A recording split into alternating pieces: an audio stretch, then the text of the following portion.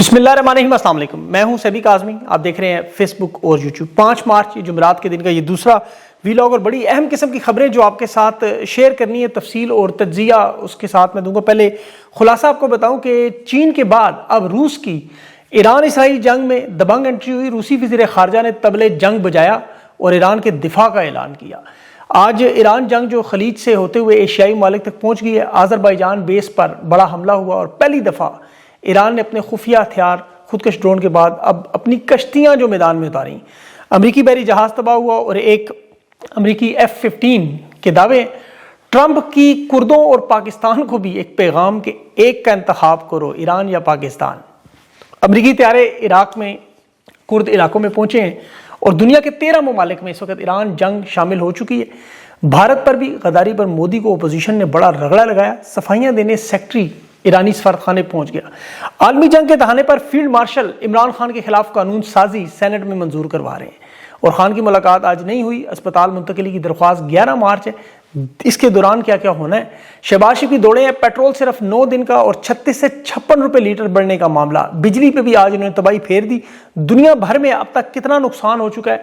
11 महीनों में अमेरिका में भी तेल की कीमतें रिकॉर्ड तोड़ रही हैं।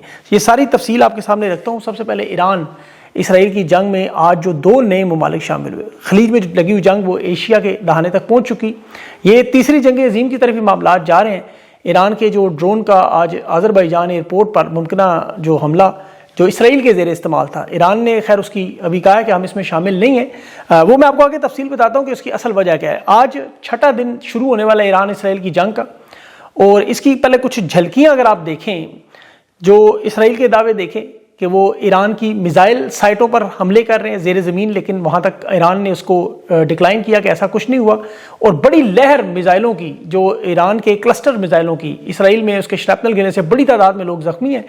और ईरान ने अबू ज़ैबी पर बहुत बड़ा हमला किया। ये ईरान का तकरीबन 1140वां हमला। बिल्डिंगों में आग लगने, धुएं के मनाजर नज़र आ रहे हैं। और जो आज़रबाईजान में इसराइल की मिलिट्री बेस पर हमला हुआ, फिर कुवैत की बंदरगाह मुबारक अल खबीर पर वहाँ जो ऑयल टैंकर थे वहाँ भी ईरान का हमला कामयाब हुआ। और इसराइली तैयारों ने ईरान में मज़ीद 2 स्कूलों पर आज बमबारी की है। और रूस ने आज जो तहलका मचाया, ईरान की हमायत करते हुए स्ट्रेटेजिक पार्टनर बनाते हुए कहा कि ऐसा माहौल बनाने जा रहे हैं। ये ज़रा माहौल के लफ्ज़ को ज़रा गौर कीजिएगा कि जिसमें अमरीकी हमलों को हम नामुमकिन बनाएंगे। इसराइल जो इस वक्त खलीजी ममालिक में ईरान को जंग में धकेलने की कोशिश का, हम उसे रोकेंगे, इतनी सख्त फजा बनाएंगे, इस हद तक जाएंगे कि ईरान के खिलाफ ये ऑपरेशन कामयाब न हो। ये रूस के वज़ीर ख़ारजा सरगेई लारोफ ने पहली दफ़ा खुल के इतना बयान दिया है कि हम रूस के सबसे अहम इत्तेहादी ईरान के साथ जो सलूक अमरीका और इसराइल कर रहे हैं, अब उसमें मुदाखलत, ये रूस की तरफ से ऐलान है। और उसमें उन्होंने कहा कि सुप्रीम लीडर अली खमनाई की शहादतें हुई, इनके रहनुमाओं की शहादतें हुई, ईरान पर तारीख की बमबारी हुई और चीन और रूस जिनका किरदार सब देखना चाहते थे क्या है, अब वो मैं किरदार थोड़ा सा आपको बताता हूँ। आज आप देखें कि ईरान का सबसे बड़ा खुफिया हथियार मंजर है यहाँ पर। ये बगैर पायलट के बहरी जहाज़ है जिसने अभी कुवैत के साहिल पर ऑयल टैंकर पर हमला किया। ईरान का ये खुफिया हथियार इसलिए कहा जा रहा है कि ये खुदकश कश्तियाँ हैं बगैर पायलट के, और ये अब वो नेवी की तरह छोड़ने जा रहे हैं पानी में। और जहाँ जहाँ टकराएंगी ज़ाहिर है उसके बाद क्या होगा आप देख लें, जो कुवैत में भी हुआ। पहले भी जो जहाज़ गिरे या 15 ममालिक की जंग है, जितनी तेज़ी से ईरान के 13 ममालिक पर हमले नज़र आ रहे हैं, इस पर तमाम जंगी माहिरीन इस पर मुत्तफिक हैं कि ये ईरान अकेले नहीं कर रहा, इसके साथ रूस और चीन की मदद है। ईरान में तो देखे वैसे उन्होंने नारा लगाया हुआ है कि मैं कल्ला ही काफ़ी हैं, और वो अकेले ही इस वक्त तकरीबन आधी से दुनिया से 2 न्यूक्लियर ताकतों के साथ भी लड़ रहे हैं। और रूस और चीन जो अमेरिका के सख्त मुखालिफ है इस मामले पे, क्योंकि उन्हें ये पता है कि ईरान की कामयाबी दुनिया के अमन के लिए ज़रूरी है। ये इसराइल अमेरिका की शिकस्त होना ज़रूरी है। खलीज ममालिक जिस तरह देखें, अमेरिका इसराइल ने उन्हें मुश्किल में डाला। आप इनकी मुश्किलात का भी ज़रा अंदाज़ा करें कि अमेरिका को सिर्फ $1 अरब का रोज़ाना जंगी खर्च है। कतर, बहरीन, सऊदी अरब, ओमान, कुवैत, इनके लिए $5 अरब तकरीबन मुआशी नुकसान रोज़ हो रहा है। जो तेल की बंदिश है या दुनिया की जो बड़ी मजबूत और मुनाफा बख्श इनकी जो एयरलाइनें हैं वो इस वक्त रुक चुकी हैं, सियाहत ख़त्म हो चुकी है, सरमायाकार अपने सरमाया निकाल रहे हैं और वो डोनाल्ड ट्रंप को इसका कसूरवार ठहरा रहे हैं कि दुश्मनी भी इसकी अच्छी नहीं और दोस्ती उससे ज़्यादा ख़तरनाक। अब इस जंग से दुनिया देखे गैर महफूज हो चुकी है। इसमें अमेरिका जो है, अमेरिका के लोग जो हैं वो गैर महफूज हो चुके हैं। मिडल ईस्ट की ये जंग जो है वो आहिस्ता आहिस्ता फैलते फैलते अब एशियाई रियासतों तक पहुँच चुकी है। ये ईरान की जंग में 13वां मुल्क आज़रबाईजान बना है, 13वां मुल्क। इनके जो शहीद ड्रोन है वो जो इसराइल की मिलिट्री बेस से वहाँ टकराया। اب تک سعودی عرب ہے، عرب امارات ہے، عراق ہے، شام ہے، اردن، کویت، بحرین، عرب امارات، ترکی، یہ سارے شامل تھے، اور 13واں ملک آذربائیجان بن گیا ہے۔ اور یہاں اسرائیل کی ملٹری اڈے ہیں، یاد رکھیں۔ عمان کی بندرگاہ پر جو آئل ٹینکر ہے اس پہ بھی اسٹرائک ہوئی، اور اس میں بھی یہ دعویٰ ہے کہ وہاں 2 ہندوستانی بھی اس میں جو ہے وہ مارے گئے ہیں۔ پاکستان ایک واحد ملک رہ گیا اب جہاں کردوں کی طرح یہ پیغام تو آ رہا ہے کہ فیصلہ کرو ہمارے ساتھ یا ہمارے مخالف، جو جارج ڈبلیو بش نے پرویز مشرف کو کہا تھا، یہی بات آج کہی جا رہی ہے۔ کیونکہ اسرائیل کا دیکھیں جو کھیل ہے وہ صرف ایران کو تباہ کرنے کا نہیں ہے، مسلمانوں کو، یہ خلیج کی ریاستوں میں بھی جو ہو رہا ہے، اس میں آپ دیکھیں پوری کی پوری کیسی گیم تیار کی گئی۔ پہلے پوری دنیا کو ایران کے خلاف کرنے کا منصوبہ بنایا جو ناکام ہوا۔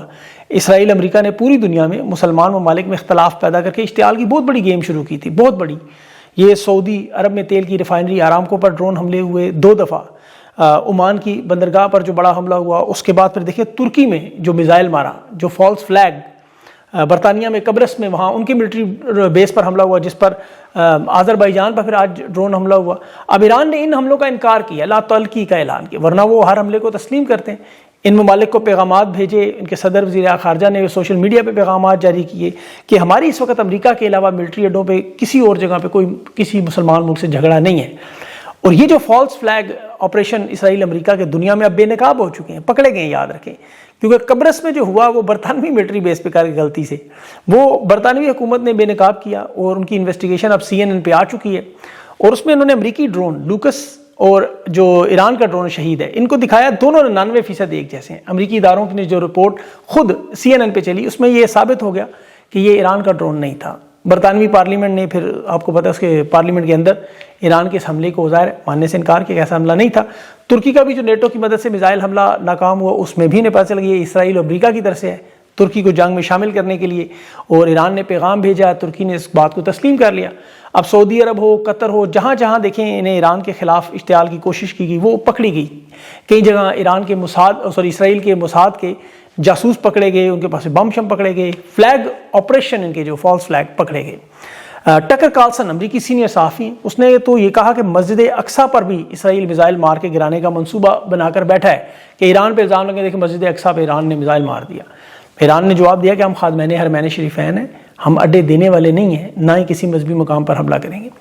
اب دیکھیں کچھ اس پوری جنگ میں لوگوں کے کچھ حقائق کی باتیں بھی آ رہی ہیں جی، کہ حقائق بتائیں جی۔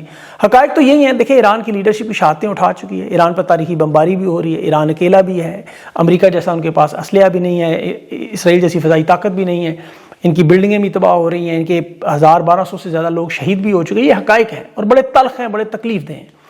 لیکن کیا یہ جنگ ایران نے مانگی؟ کیا ایران نے کہا ہمارے اوپر جنگ لڑیں؟ وہ تو اپنی بقا کی جنگ لڑ رہے ہیں، سلامتی کی جنگ لڑ رہے ہیں۔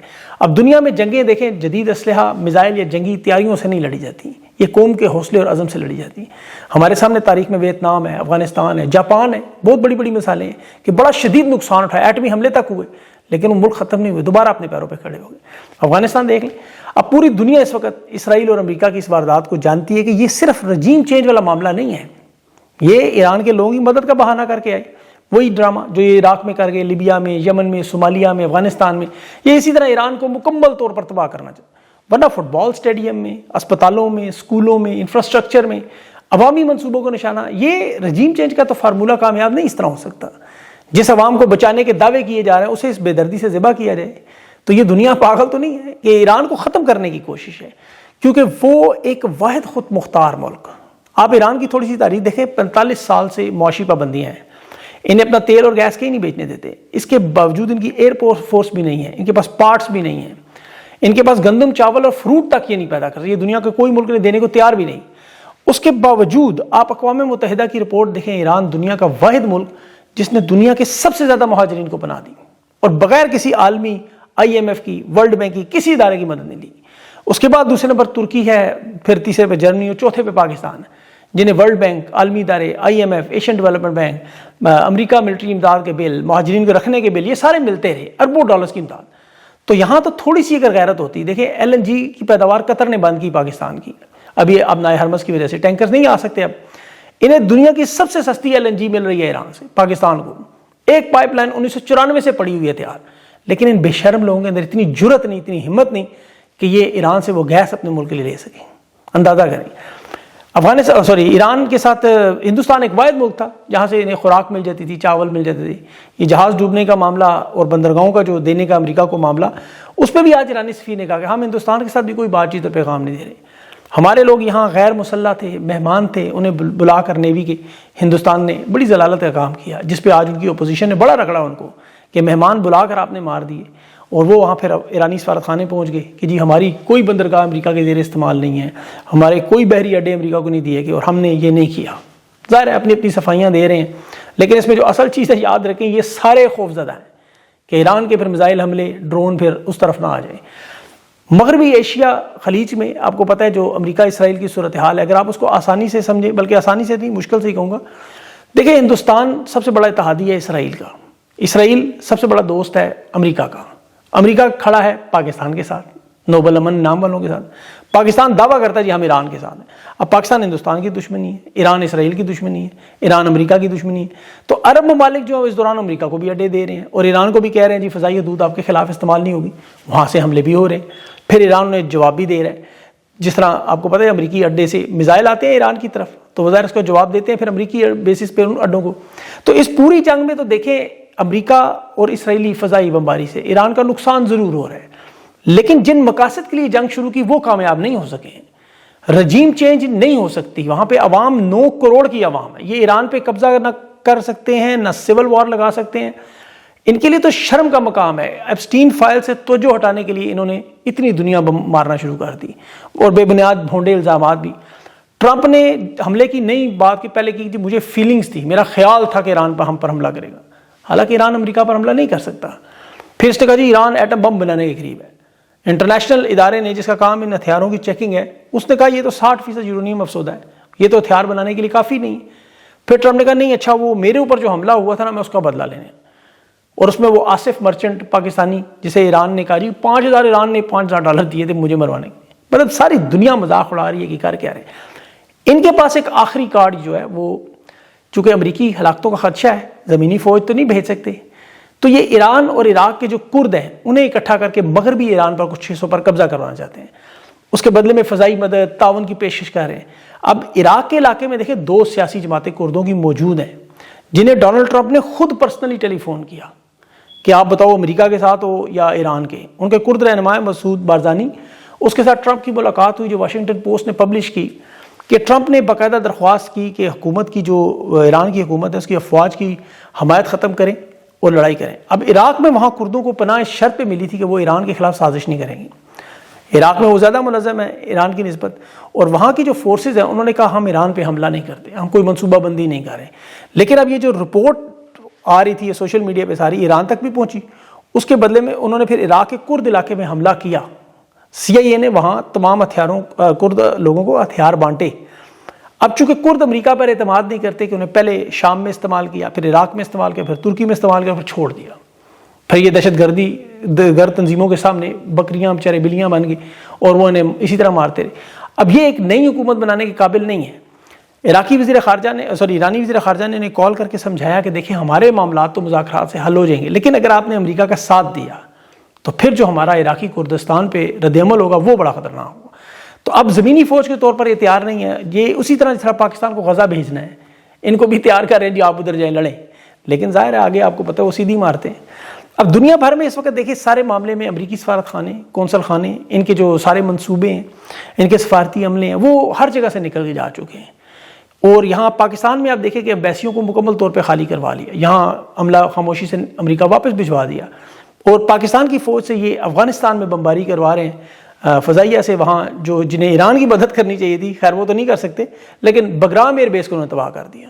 کیونکہ یہاں آپ کو پتہ ہے پاکستان میں امریکہ کی پراکسی حکومت ہے، اسرائیل نواز حکومت ہے، نواز شریف. مطلب پاکستان میں سب سے زیادہ خطرہ ہے نہیں عمران خان سے، جس کا ویبسٹین فائلوں میں ذکر بھی ہوا. اب اس وقت پوری دنیا دیکھے جنگ کے دہانے میں 15 کے قریب ممالک براہ راست جنگ میں لگے ہوئے ہیں، اور یہاں امریکہ کی پراکسی ہیں شہباز شریف اور فیلڈ مارشل، یہ کیا کہہ رہے ہیں کہ امریکی انتقام میں عمران خان سے بدلہ لے رہے ہیں، قیام کے وقت سجدے میں جا رہے ہیں، افغانستان کے ساتھ جنگ میں مصروف ہیں. پاکستان میں شدید ترین آپ کو پتہ دہشت گردی ہے، معاشی حالات میں 9 دن کا ٹوٹل پیٹرول رہ گیا. آئل کمپنیاں کوٹا رکھ رہی ہیں، پاکستان میں اعلانات کر رہے ہیں جی ہمارے پاس تیل ختم ہو گیا ہے. پھر اس سے جو خوراک کی قلت کا خطرہ ہے، کیونکہ ظاہر منڈیوں تک تو آپ کو پتہ ہے پھر پیٹرول کے بغیر چیزیں نہیں پہنچ سکتی. پیٹرولیم مصنوعات پر یہ ہر ہفتے اب قیمت میں تبدیلی کا اعلان کر رہے ہیں. 20 سے 45 لیٹر پیٹرول 36 سے 56 روپے تک مہنگا، ہر 8 دن کے بعد قیمت بڑھائی جائے گی. اور ابھی جو بجلی کا انہوں نے تباہی پھیری فیول ایڈجسٹمنٹ کے نام پہ 2700 سے لے کے 5000 روپیہ سولر سمیت 3 فیز میٹر کی چارجز بڑھا دیے. اب یہ افغانستان پاکستان جنگ کے نتائج ہیں جو امریکہ تک پہنچ رہے ہیں، وہاں بھی تیل کی قیمتیں 11 مہینوں میں سب سے اوپر. پھر کل سے ملک گیر احتجاج شروع ہو رہے ہیں. سیاسی عدم استحکام ہے، عوام ان سے شدید ترین نفرت کرتی ہے، اور ان کی حرکتیں آپ دیکھیں جو نفرت کے قابل ہیں کہ یہ اگر پاکستان سے مخلص ہوتے تو انہیں کتنا بڑا موقع ملا. ابھی تو روس کے نیشنل سیکورٹی ایڈوائزر ہے دمتری ویدروف، اس نے کیا بات کی کہ یہ اتنے جاہل اور بیوقوف ہیں، پوری دنیا میں جنگیں لگانے والے کو امن کا انعام وہ نامزدگی جو کر رہے ہیں اس کی، پتہ اتنے جاہل اور بیوقوف ہیں کہ انہیں اللہ نے موقع دیا کہ فیس سیونگ کر لیں، عمران خان کی ضمانت کر کے رہائی کر کے ماحول بنا لیتے، افغانستان کی پالیسی، ایران جنگ کے معاملات، بہت کچھ کر سکتے. لیکن ان بے شرموں نے 11 مارچ کی تاریخ دی عمران خان کی، ابھی اسپتال منتقلی کی، اور اس دوران خان کو توڑنے کے لیے جنگ کے دوران بھی نیب مقدمات میں جو 14 سال عمران خان کو جیل میں رکھنے کا معاملہ ہے، واردات میں وہ چیئرمین نیب جنرل بٹ کو خاموشی سے سینٹ میں ایکسٹینشن دے دی تاکہ عمران خان کا جو کیس ہے اسلام آباد ہائی کورٹ میں، وہ تو ضمانت ہونی تھی، سیدھا سادہ کیس تھا، وہ سپریم کورٹ کی بجائے وفاقی آئینی عدالت میں جسٹس امین الدین کے پاس لے جائے. وہ جیسے پہلے الیکشن چوری کیا، پھر الیکشن میں ترمیم کی ایکٹ میں، پھر چیف الیکشن کمیشن کو ایکسٹینشن دے دی، 26ویں 27ویں ترمیم کر دی، اب چیئرمین نیب کی مدت ملازمت بڑھا دی، یا تو تاحیات ہی کر دیں ان کو بھی. وفاقی آئینی عدالت میں اس کیس کا وہ کہتے ہیں جی جائزہ نہیں لیں گے، صرف ایک نقطہ دیکھیں گے آئینی حقوق کی خلاف ورزی ہوئی یا نہیں، نظر ثانی نہیں کریں گے. یہ وہ بدبودار گلا سڑا نظام، آئین کا کھلواڑ، عہدوں پر لانے والے حاضر ڈیوٹی یا ریٹائرڈ، یا میڈیا میں آپ دیکھیں اینکرز کو جس طرح کروڑوں روپیہ 86 کروڑ پیانہ دیا ان لوگوں کو، 2 لائنیں وہ صحیح نہیں بول سکتے. اور پھر یہ طلعت حسین، یہ بشرا بی بی، عمران خان کی زندگی پر کیچڑ اچھالنے والا بدبودار صحافی، ان کے گوبر کو حلوہ بنانے والا، اس کے بیٹے کو پہلے پی ٹی وی میں کرکٹ میں نوکری دی، انڈر 19 کھلائی، اب تیسرے نمبر اس کی پرفارمنس وہ شاہزیب خان سے نیچے ہے، لیکن اسے اٹھا کے پاکستان کرکٹ ٹیم میں ڈال دیا. پہلے اسے بھی اسما میں 76 لاکھ کی نوکری کا وہ فواد چودھری نے کہا، عطا تارڑ تو کہتا ہے نہیں دی کنسلٹنسی پہ، لیکن بہرحال کرکٹ میں بیٹے کو ڈال دیا، پہلے شالیمار گراؤنڈ اس کی قبضے میں. مطلب ان کی ابھی تک وہ ساری گھٹیا چھوٹی چھوٹی وارداتیں چل رہی ہیں. دنیا میں دیکھیں کیا ہو رہا ہے، یہ جو میں نے آپ کو بتایا. یہاں یہ خاتون اول صدر اسحاق ڈار کے بیٹے کو، علی ڈار کو مطلب یہ اپنی ہی دنیا میں رہ رہے ہیں، انہیں دنیا کا یہ ہائبرڈ کھیل رہے ہیں، جہاں ناک لگنی ہے وہاں کان لگا رہے ہیں، جہاں کان لگنے ہیں وہاں گھٹنے لگا رہے ہیں. مطلب انہیں سمجھ نہیں آ رہی کہ ہو کیا رہا ہے دنیا میں. اور یہ ان کی بقا کا مسئلہ ہے. اسرائیل کا بارڈر بڑھے گا تو وہ سیدھا پاکستان آئے گا، ادھر بلوچستان پہلے ان کے ہاتھ سے نکلا ہوا ہے. تو یہ یقین کریں وہ حقیقی معنوں میں جتنے بھی وہ ہم نے محاورے سنے ہیں کہ وہ روم جل رہا تھا، نیرو جو چین کی بانسری بجے، یہ بالکل وہی ہو رہا ہے اس وقت. اور ان سے اللہ معاف کرے، ان سے اب کیا تو رمضان کا مہینہ ہے، ان میں اور مجھے تو یہ اسرائیل میں جو کچھ وہ کر رہے ہیں اسرائیلی، ان میں کوئی فرق نظر نہیں آتا کہ انہیں پاکستان کی بالکل کوئی پرواہ نہیں ہے. بہرحال اللہ ان کو غارت ہی کرے، اور کیا کہا جا سکتا ہے. اپنا خیال رکھیں، اگلے ویلا تک مجھے اجازت دیں. اللہ حافظ.